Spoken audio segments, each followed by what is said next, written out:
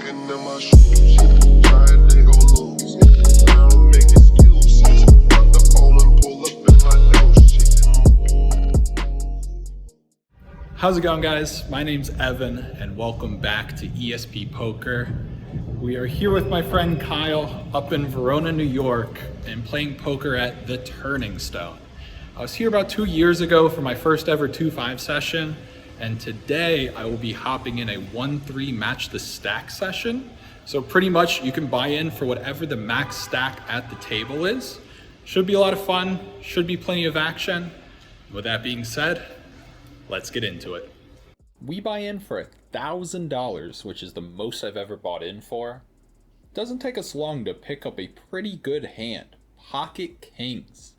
I'm under the gun +1, under the gun limps, I make it 15 to go, but unfortunately, everyone folds. That's alright, because here in the small blind, we pick up ace-king offsuit. Under the gun puts in a decent sized raise to $17. It folds all the way back to me, and I decide to 3-bet it. I make it 50 to go. Both the blinds fold, and when it's back to under the gun, he 4-bets it to 150. And here's where I made a pretty big mistake. He has me covered, and I was so worried about blowing my entire stack within the first 20 minutes of the session that I ended up making the wrong move. I decided to fold my hand, which is just not an option here. I either need to be calling his initial raise or continuing with this hand when he 4-bets. Pretty disappointed with my decision here. Here I am on the button and look down at ace-jack offsuit. It folds to the hijack, who makes it 10 to go. The player to my right in the cutoff makes the call, and trying to get settled in, I elect to just make the call as well. Both the blinds fold and we go 3 ways to a flop that comes ace-9-9. The hijack continues for 10, the cutoff makes the call, and I elect to make the call as well. Still 3 ways to a turn card that comes the 4 of diamonds, bringing in backdoor diamonds. This time the hijack checks it, and the cutoff decides to bet 35. I think we just have a straightforward call here. Since we're holding the ace of diamonds, it makes it less likely that he picked up a flush draw. So I make the call, and the hijack folds. Heads up to a river that comes the 6 of diamonds, bringing in the flush draw. This time the cutoff elects to check it to me, and I wasn't sure about if I should bet or not here. I felt like if he had the flush, he would have bet, but I elected to just check it back, and we're good. He ended up having pocket 7s, so nice to drag the first pot of the day. So here's an interesting one. I'm in middle position and pick up aces. There's an under the gun straddle to 6. Under the gun +1 puts in a blind raise to 12. And when it gets to the next player to act, he elects to put in, I guess, a 3-bet to 65. Just exactly what you want to see when you have aces. The next 2 players fold, and when it gets to me, I'm definitely going to put in a 4-bet, but I wasn't sure on how big I should go. I think I might want to go a little smaller, but in the moment, I elected to go a little over 3x. I made it 210 to go. It folds all the way back to the player who made it 65, and he thinks for a sec, mumbles something along the lines of, "You probably have kings" or something, and lets it go. Although we didn't get any more action, we still won a fair amount of dead money without seeing the flop. And the very next hand I'm dealt, I get pocket kings again. There's a $6 under the gun straddle. It folds to me in middle position. I make it 20 to go, but unfortunately again, everyone folds. Oh well. Here on the button, we look down at pocket 6s. There's a raise to 15 from middle position, and I am the only one that makes the call. So we're heads up to a flop that's pretty good for us. It comes 5-7-8, giving us a straight draw. Middle position continues for 25, and I think I prefer a raise here, but in the moment I elected to make the call. The turn comes a king, and this time he checks it to me. I decide to check it back and see a free river, and the river comes another king. Middle position checks again, and this is where I messed up again. In the moment, I decided to bet $20, which just doesn't make sense. If we're gonna target better hands than us, like ace-7, ace-8, we're gonna have to bet way bigger. And with my small bet, middle position does something I was not expecting. He check raises it to 120, which just makes zero sense. Like, he just checked turn and river, and he's pretty much saying he either has nothing or he has a monster. When that's the case, I feel like I should lean towards calling, but in the moment, I messed up and I let it go. Later, I would learn that this player is super loose and aggressive, which made me think I most certainly made the wrong move. Here in middle position, we have Queen Jack offsuit. I raise it up to 15 and only the button calls. Heads up to a flop of Queen 7-5, giving us top pair. Out of position, I decide to check it, and the button checks it back. The turn comes a 6, and now it's time to start betting. I make it 20 to go, and he decides to raise it to 60. I'm a little confused on what he could have here, but I think we just have to call this raise, so that's what I do. The river comes a king. I check it, and this time he bets 105. He's showing a lot of strength, and I'm not really sure what he could have, but in the moment, I decided to fold. Alright, it's time to win some pots. Here I'm on the button and look down at 9-10 of clubs. There's a middle position raise to $15. It folds to me, and I like to make the call.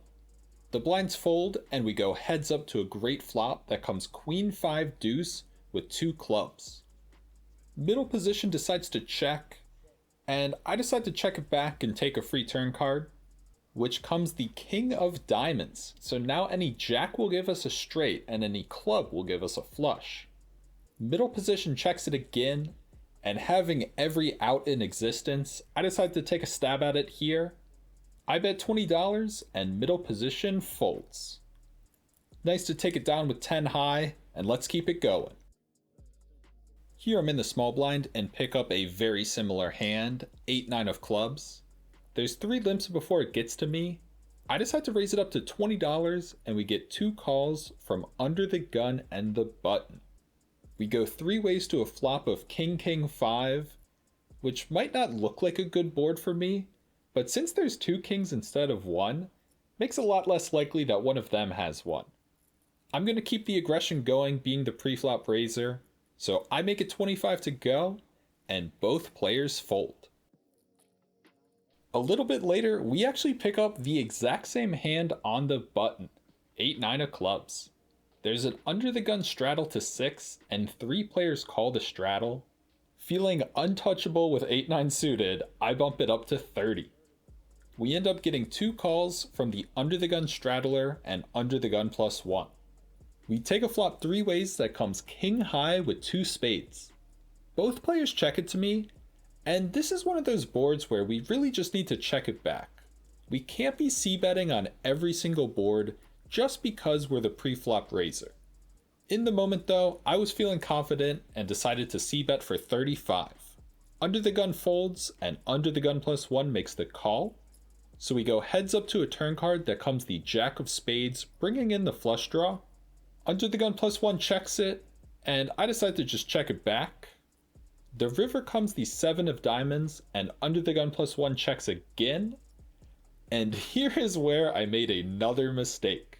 This player has been playing super tight and has been slow playing monsters. This is the last person we should be trying to bluff. But on the river, I decide to take a stab at it and bet $75. I'm pretty much saying I made a pair of kings on the flop, I checked when the flush came in, and now I'm going for some value. Which isn't a terrible line, and I am kind of happy because this is the most I've ever bluffed for on the river, but we quickly learned this was not the time to do it, nor the player to do it against, as he raises it to 270. Obviously, I fold my hand, He doesn't show, but I'm pretty certain he got there on the turn, and we get punished for playing this hand very poorly. The very next hand I'm dealt, slightly on tilt, I have Jack 9 of diamonds in the cutoff. There's a raise to 15 from middle position. The player to the right in the hijack makes the call, and I make the call as well. So we go 3 ways to a great flop of Jack 8-7 with 2 diamonds, giving us top pair and a flush draw. The pre-flop raiser checks, the hijack decides to bet $25, and I like to just make the call here. Middle position folds, and we go heads up to a turn card that comes the 4 of clubs, no help to me. This time the hijack bets pretty big, he makes it 75. Now we have a lot of outs to what should give us the best hand. A 10 gives us a straight, and a diamond gives us a flush. Plus, I am still slightly on tilt, so for that reason, I elect to make the call. Absolutely praying for some help on the river, and oh my goodness, it comes in the king of diamonds, giving us a flush. Unfortunately, the hijack checks it to me this time, and I almost bet pretty big here, but then I realized that's not the right move. He's probably checking it to me because he's not a fan of that third diamond, which he shouldn't be. So I give him a price where he's just gonna have to call if he's curious. I make it $100. And with this bet, he goes deep into the tank. He thinks about it for a while, and slowly he starts convincing himself to make the call. And eventually he says something along the lines of, if you got it, you got it, and makes the call. I show my hand, and of course we're good. He ended up later saying he had ace-jack offsuit, which if that's the case, I am very happy with my decision to bet smaller on the river. And it's nice to win a big pot after losing a big pot playing a hand poorly. Here I am under the gun +1 and look down at pocket eights. I make it 15 to go and get 2 calls from both middle position players. We go 3 ways to a flop of queen 10-8 with 2 hearts, giving us bottom set. Since there's a flush draw out there, I'm gonna keep betting. I make it 30 to go. The first player folds and the next player makes the call, who is the same player from earlier I tried to bluff. Looking for a clean turn card, but we do not get it. It comes a third heart. I decide to slow down and check it to him, and of course he bets 45. As mentioned earlier, this player is very tight, and he most certainly has a flush here. But for that price, I just can't fold yet. I elect to make the call, hoping for the board to pair on the river, but unfortunately, it does not. It comes another heart. Now, against any other opponent, I think it's good to consider a bluff here, but not against this guy. I check it to him, and thankfully he checks it back. But unfortunately, we are not good, as he ends up having queen jack of hearts. So he did get there on the turn, and we're gonna lose another pot to him. So here's just a funny one. I'm in middle position and I have ace-5 of clubs. I make it 15 to go, and it folds to the player I just lost a previous hand to, and he says something funny. I'll let you listen in. I want to beat that guy with a flush again. The first time I did that.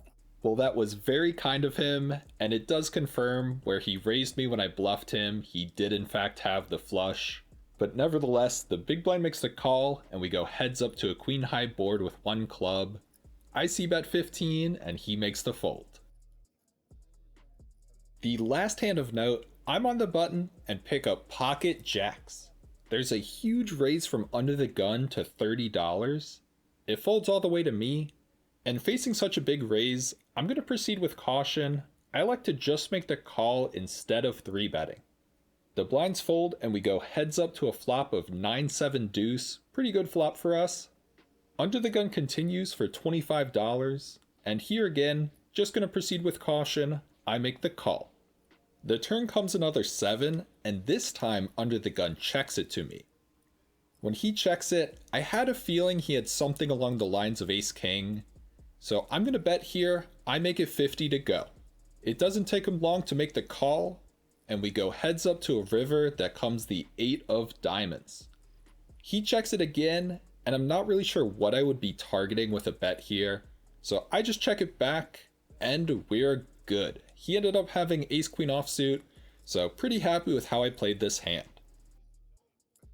And after playing a couple more hands, I decide to rack up and hit the cage. They ain't walking in my shoes.